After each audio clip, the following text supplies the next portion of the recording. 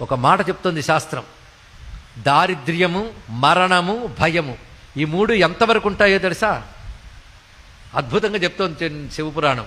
దారిద్ర్యము, మరణము, భయము ఎంతవరకు ఉంటాయంటే శివపూజ ప్రారంభించే వరకు ఉంటాయి. ఇక్కడ అర్థమైందా? తెలుగులోనే చెప్పానమ్మా నేను.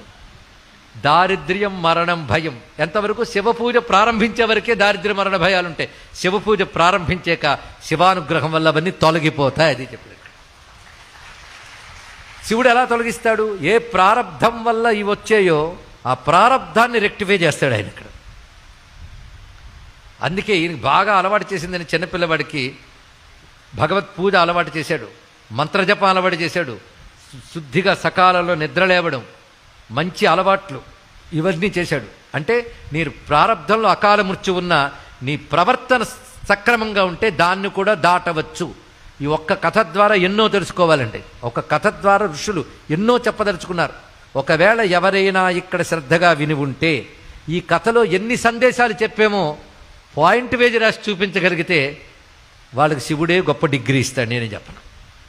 ఒక్కొక్క దానిలో ఎన్ని సందేశమో. కనుక నువ్వు చక్కగా ప్రవర్తిస్తే ప్రారబ్ధాన్ని కూడా ఏమనక్కర్లేదు. ఎందుకంటే ప్రారబ్ధం నీకేమిటో తెలియదు. తెలియనప్పుడు నీకు తెలిసింది ఈ జీవితమే కనుక నువ్వు జాగ్రత్తగా ఉండు. నీ ప్రయత్నం చక్కగా చెయ్యి.